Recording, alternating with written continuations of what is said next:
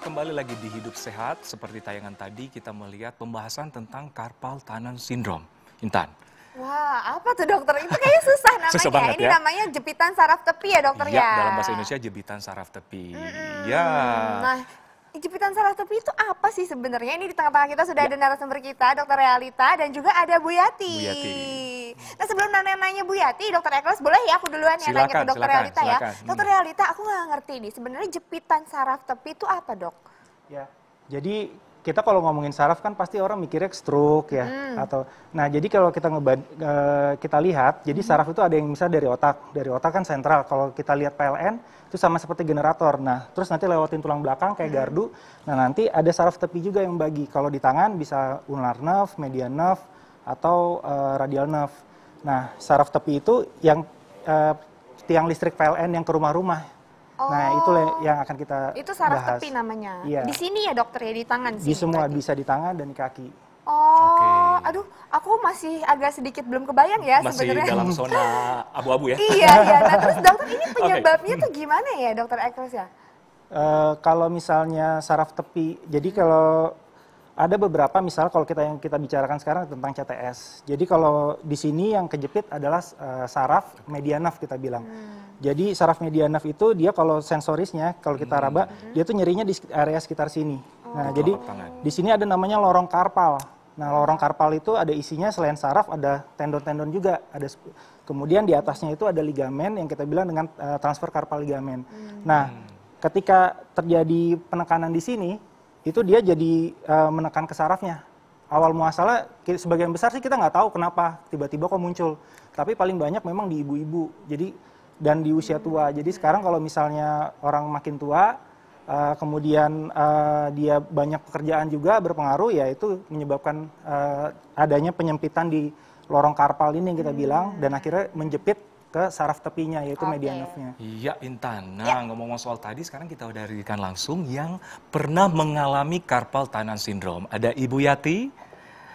Boleh cerita pengalaman pertama mengalami carpal tunnel syndrome, gejala-gejalanya seperti apa, Bu Yati? Gejala-gejalanya mulai kesemutan. Kesemutan, Dok. Udah kesemutan, nyeri lagi. Baal lagi. Itu yang jadi nggak bisa beraktivitas. Kan saya tiap hari beraktivitas, Dok. Ya. Kira-kira berapa lama? Berapa lama prosesnya mengalami gejala seperti itu, Bu Yati? Saya karena waktu itu biasa aja lah, ini mungkin biasa, saya gerak-gerak semua, tapi tetap aja sampai saya terus, baru saya mencapai itu. Saya pernah di fisioterapi, tapi tetap tidak, hasilnya tidak ada. Bu Yati, itu rasanya kaku atau gimana, Bu? Kaku, baal. Oh, jadi nggak bisa digerakin sama sekali? Nggak bisa ngancingin baju gitu. Oh. Terus nyeri lagi, sakit, kesemutan lagi. Ya, itu kayak stroke gitu, Bu, berarti? Iya, kayak saya kalau bawa piring gitu ya, mau makan, suka ada jatuh. Jadi kayak nggak ada tenaga. Nggak ada tenaga gitu.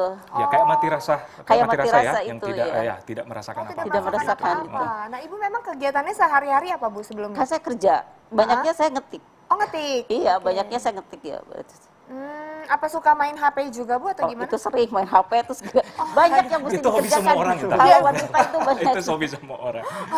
Dokter Realita, apakah ini memang salah satu penyebabnya, Dok? Mengetik ataupun main handphone? Iya, jadi memang kita bilang masih idiopatik ya, kita belum jelas. Tapi kalau misalnya yang secondary, salah satunya pergerakan sering juga bisa menyebabkan carpal tunnel syndrome ini. Ini pergerakan seringnya karena salah bergerak atau seperti apa, Dok? Ya mungkin karena risiko pekerjaan juga. Ya kayak ibu rumah tangga, ini banyak pasien-pasien yang ibu rumah tangga datang, kenapa ya saya kesemutan, atau kerja kantor yang lebih banyak ngetik gitu, itu juga bisa kena. Dokter, nah sekarang kan anak-anak milenial tuh sering main handphone. Apakah berpengaruh juga tuh main handphone, main laptop? Bisa. Jawabannya bisa. Ada kemungkinan karena kan pergerakannya lebih banyak yang ada di area pergelangan tangan. Jadi pergerakan seperti ini atau sering menekan ini apa? Contohnya waktu itu Paolo Maldini. Dia sering main video game. Kena carpal tunnel syndrome. Wow, sering main video game, dokter? Iya, jadi main PS gitu, karena keseringan, akhirnya dia kena carpal tunnel syndrome, kesemutan. Oke, ngomong-ngomong soal pengobatan, dokter, katanya Ibu Yati sudah pernah melakukan tindakan operasi, yang sebelah mana atau dua-duanya? Oke, coba bisa kasih lihat mungkin ke pemirsa di rumah. Oke, dokter, saya ingin bertanya, apakah pengobatannya hanya melalui operasi atau bisa dengan cara yang lain? bisa dengan cara yang lain. Jadi sebenarnya semua penyakit kita selalu coba dengan non operasi dulu.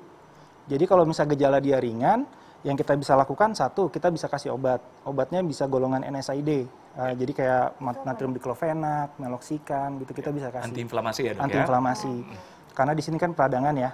Kemudian kita pakai wrist splint. Jadi kita tahan supaya dia nggak terlalu banyak bergerak dulu gitu. Jadi kita tahan berharap peradangannya cepat selesai. Terus kalau misalnya masih nggak bisa juga, kita juga bisa kita suntik kortikosteroid. Jadi anti radang juga, tapi yang lebih kuat kita suntik ke dalam situ supaya dia sembuh. Kalau gagal juga ya ujung-ujungnya operasi sih. Operasi. Gitu. Nah, aku penasaran sebenarnya cerita Bu Yati ya. Ini sebenarnya kayak gimana sih? Seberapa susah saat ibu tiba-tiba nggak bisa ngegerakin tangannya, tapi sesaat lagi jangan kemana-mana, tetap di Hidup Sehat.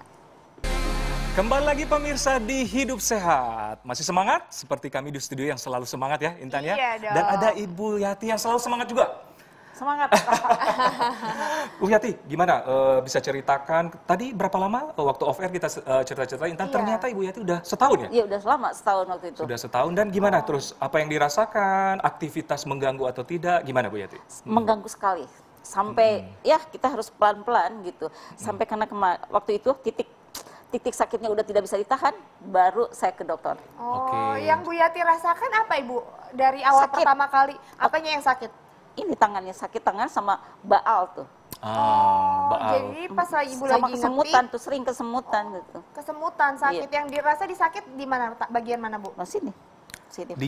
Oke, di tengah-tengah Di ini ya, tengah-tengah, ya. di tengah-tengah telapak ya. Jadi kesemutan, mati rasa Iya, ya. mati rasa. Gitu. Oh, berarti ini harus dinotis dong ya bagi kita semuanya kalau misalnya kita melakukan kegiatan terus kita ngerasa ada sesuatu yang beda gitu. Misalnya kayak di tangan tiba-tiba baal, kesemutan, itu harus diwaspadai dokter. Iya, jadi kita harus ingat juga kalau misalnya kita pekerjaan kan kita banyak ya, terutama kayak ibu-ibu rumah tangga atau kita sekarang yang kerja di kantor, kita banyak ngetik, kita banyak naruh tangan kita di atas meja gitu.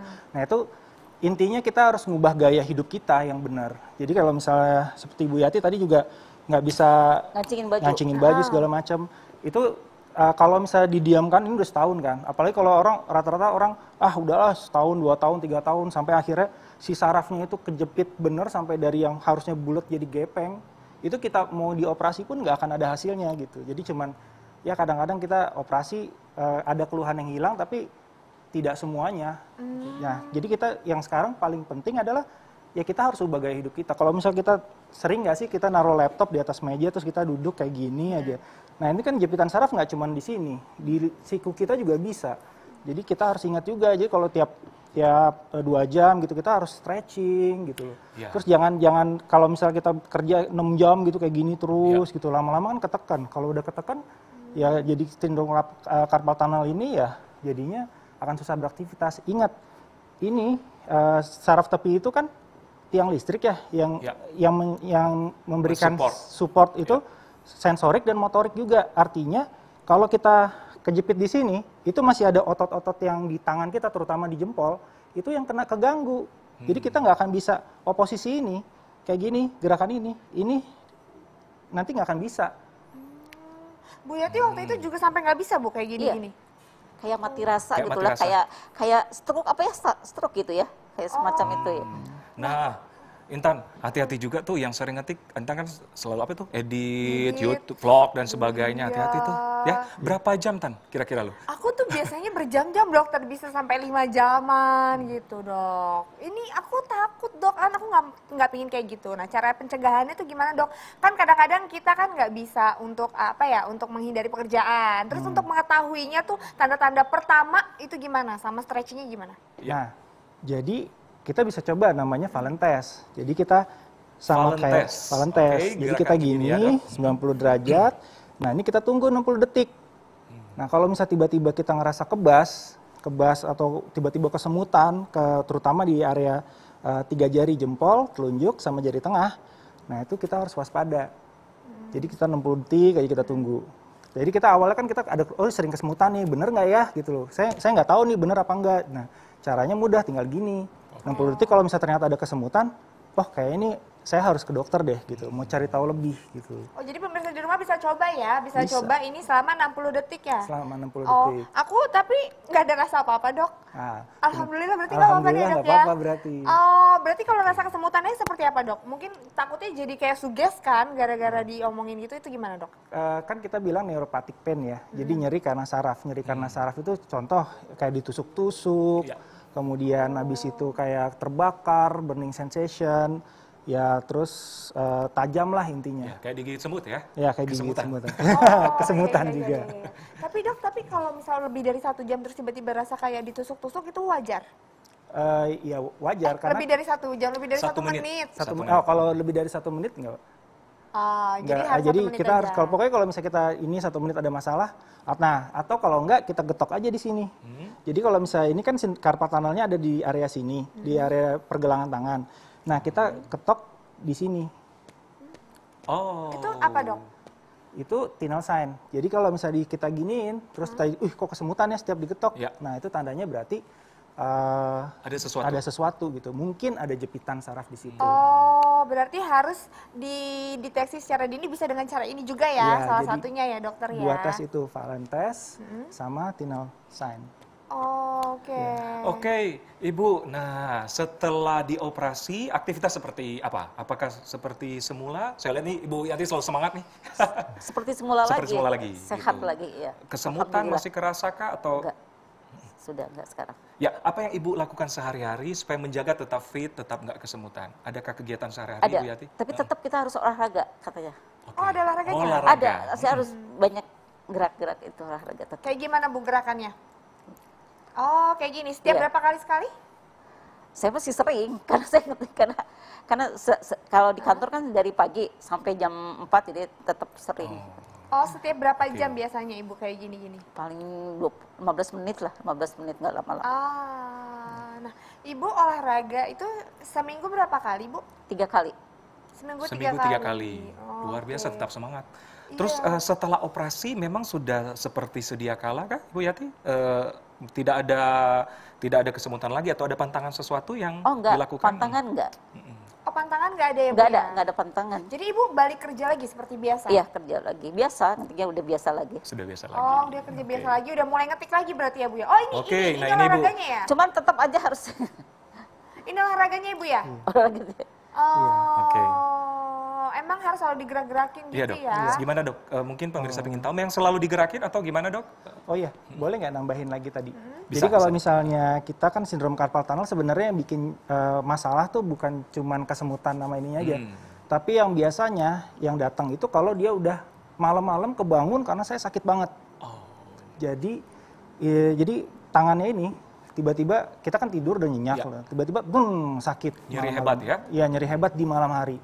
Nah, itu kemungkinan besar adalah suatu carpal tunnel syndrome. Jadi Oh, itu juga salah satu gejalanya, Dok? ya, jadi rata-rata pasien datang bukan karena kesemutannya juga, tapi rata-rata karena saya nggak bisa tidur, Dok, gitu loh. Saya nggak bisa tidur malam-malam, kenapa ya kok tiba-tiba tangan saya sakit gitu. Nah, itu. Dan ya selalu diingat, operasi itu bukan, ya memang pilihan terakhir ya. Dan ya kita istilahnya kalau ada yang kejepit, ya udah kita buka aja jepitannya, beres. Tapi kalau yang tadi balik lagi, kalau misalnya kita terlambat, ya otomatis hasil yang kita harapkan juga nggak terlalu Benar. baik gitu loh. Jadi kalau misalnya itu ya secepatnya juga kalau misalnya kita udah kayaknya ada keluhan nih malam saya kebangun hebat, kesemutan segala macam, terus dites kok positif ya kesemutan. ya. Mending datang periksa dulu ke dokter. Benar. Jadi nggak langsung dioperasi kok gitu. Tapi kita gimana caranya biar ditangani dengan baik. Setuju banget, setuju banget. Dokter, mungkin ada tips terakhir untuk pemirsa di rumah yang menyaksikan Hidup Sehat kali ini? Ya. Sebenarnya untuk sindrom lorong karpal ini atau carpal tunnel syndrome ini dan maupun jepitan saraf di area lain ya, nggak cuma di tangan aja, itu ujung-ujungnya gaya hidup sih sebenarnya. Jadi kita harus modifikasi gaya hidup kita. Jadi sekarang apalagi misal kita gadget, kita megang gerakan gini terus, ini main game, kita gerakan seperti ini terus, lama-lama ada peradangan di sini gitu loh. Jadi kalau di sini ada radang, kejepit, ya masalah. Coba kalau misal gamers dia nyari duit dari sana, terus tiba-tiba ke CTS, Oh, bisa berarti- apa dia? Setiap berapa kali sekali untuk Baiknya sih setiap 2 jam juga apapun itu kita tetap harus stretching, bangun, Stretching paling penting. apapun. Jadi tiap 2 jam, misal kita laptop kita ngetik aduh pusing, 2 jam tetap olahraga. Mulai dari leher, tangan, semua tetap kita stretching. Oh iya dokter, dan penyakit ini bisa menyerang siapa aja dok ya? Bukan cuma orang tua, bagi yang ya anak-anak muda kayak kita, ya benar ya, bisa mengalami carpal tunnel syndrome. Iya. Jadi jangan abaikan signal-signal dari tubuh kita sekecil apapun. Ya dok ya, setuju ya? Betul. Oke. Oke. Makasih banyak dokter. Terima kasih Ibu dokter, Yati, Ibu. sangat Sehat selalu, menginspirasi. terus bersemangat. Sehat terus Bu, semangat terus ya. Nah tadi bener banget kata dokter ya, kita nggak boleh mengabaikan ada sign apapun dalam diri kita. Nah kita juga sesaat ini akan membahas kecil-kecil tapi menyebalkan apa dokter? Apa tuh, tahu nggak? Ntan? Sariawan. itu sebel Mengobatnya banget. seperti apa? Bisa bahan di rumah loh. Ikuti setelah yang satu ini.